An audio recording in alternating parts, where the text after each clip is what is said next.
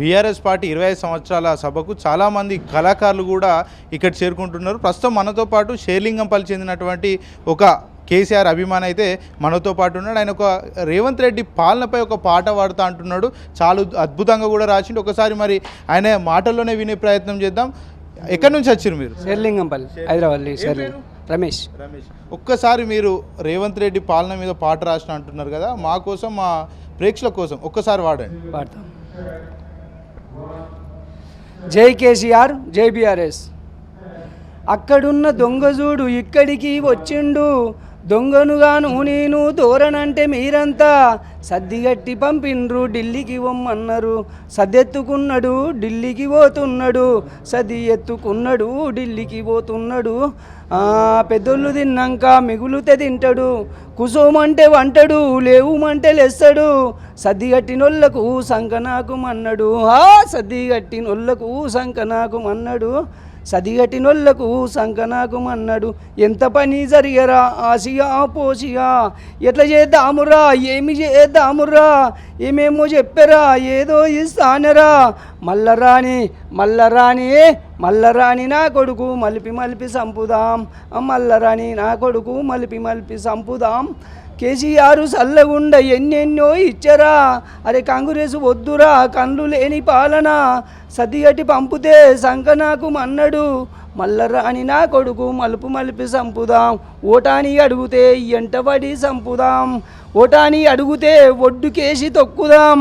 మల్లరాని నా కొడుకు మలిపి సంపుదాం, మల్లరాని నా కొడుకు మలిపి సంపుదాం. ఒకసారి సారాంశం కూడా చెప్పండి పాటతో పాటు. స్టార్ అంశం అంటే ఇప్పుడు అక్కడి నుంచి ఇక్కడికి వచ్చిండు, అక్కడి నుంచి ఇక్కడికి వచ్చిండు, పెద్దోళ్ళు అద్దన్నాడు.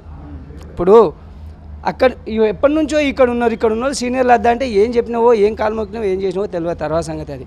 వచ్చినావు ఏం చేసినావు, ఏదో ఆశ పెట్టినావు 2 మాటలు అవకాశం ఒకసారి చూద్దాం, ఆశకు దీనికి లింక్ పెట్టుకొని సరే ఒకసారి చూద్దామని ఇచ్చారు. ఏం చేసినావు? ఇప్పుడు అది లేదు ఇది లేదా, అక్కడ నుంచి వచ్చినావు ఇక్కడ వచ్చినావు కథం సర్దెత్తుకొని ఢిల్లీకి పోతున్నావు, పైసలు పోతున్నావు, ఇష్టం నాడు చేస్తలేవా? ఏం చేస్తున్నావు? అదే మాట ఇక్కడ దక్కించుకున్నావా? లేదు కదా మరి అనమా. ఇప్పుడు అక్కడికి వెళ్ళి ఇక్కడ వచ్చి నువ్వు ఇంట్లోని కూడా కాదు, అక్కడి నుంచి ఇక్కడ వచ్చి మళ్ళీ అక్కడ పోయి అది చేస్తున్నావు అంటే అనమా.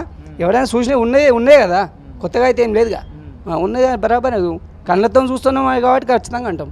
మళ్ళీ కూడా ఓటు అడగడానికి వస్తే ఏదో కొట్టండి కదా. ఇప్పుడు ఇవన్నీ పథకాలు ఇవ్వలేవు, తులం బంగారం లేదు, 2500 లేవు, స్కూటీ లేదు, బంగారం లేదు, గ్యాస్కి 500 లేవు, 15,000 లేవు, 4,000 లేవు. మరి అదే కేసీఆర్ సార్ ఇచ్చినావు, మా పెద్దనాయన ఇస్తున్నావు, ఆయన ఇస్తున్నావు.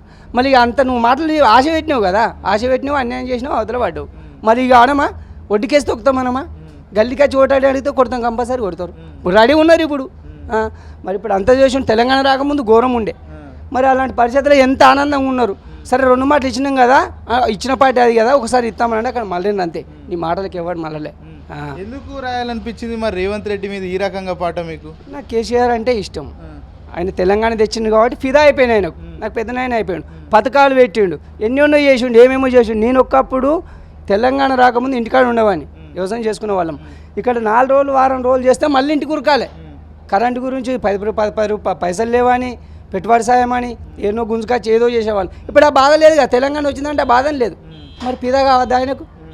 పెట్టుబడికి 5 లక్షలు ఇవ్వబట్టే, రైతు చచ్చిపోతే 5 లక్షలు ఇవ్వబట్టే, 6,000 ఇవ్వబట్టే, 4,000 2,000 ఇవ్వబట్టే, బియ్యం ఇవ్వబట్టే, కరెంట్ ఇవ్వబట్టే, ఇంటికి నల్లు ఇచ్చే. ఇంకెవడు? రేవంత్ రెడ్డి కూడా రుణమాఫీ చేస్తా అంటున్నాడు, రైతు భరోసా ఇస్తా అంటున్నాడు, రైతు సన్నవాట్లకు బోనస్ ఇస్తా అని చెప్తున్నాడు కదా. బోనస్ అంటే సన్నార్లు పెట్టినావు, సన్నార్లకే అంటున్నావు. ఆ సన్నార్లో కూడా ఏదో ఒక లింక్ పెడుతున్నావు, 2 లక్షలు రుణమాఫీ అన్నావు, రుణమాఫీకి మళ్ళీ రేషన్ కార్డు లింక్ పెట్టినావు. మరి ఇంకేం చేస్తున్నావు నువ్వు? చేసేది ఏంటి? రేషన్ కార్డులు కూడా తొందరనే వచ్చిన వెంటనే ఇస్తా అని చెప్పిండు. మరి రేషన్ కార్డులు కూడా ఎవరికైనా నచ్చాయి మీ వాడకు కానీ మీ ఊర్లో కానీ? మాటలే తప్ప కావాలి, మాటలే తప్ప పని కాదు. అది చేసేటోళ్ళు ఎవరు చెప్పరు, ఇట్లా ఇచ్చేస్తాడు. కేసీఆర్ 10 చెప్పిండు, 30 ఇచ్చిండు, అది గట్లుంటుంది. కానీ మీతో కాదు అది. ఇప్పుడు కూడా నువ్వు 15 రోజులు అంటావు, నెల అంటావు, వచ్చే నెల అంటావు, గడిపిస్తూ ఉంటావు. ఎలక్షన్ల ముందే ఏమన్నా గుమరిస్తే గుమరిస్తూ ఉండొచ్చు, కానీ నమ్మరు, అయిపోయింది.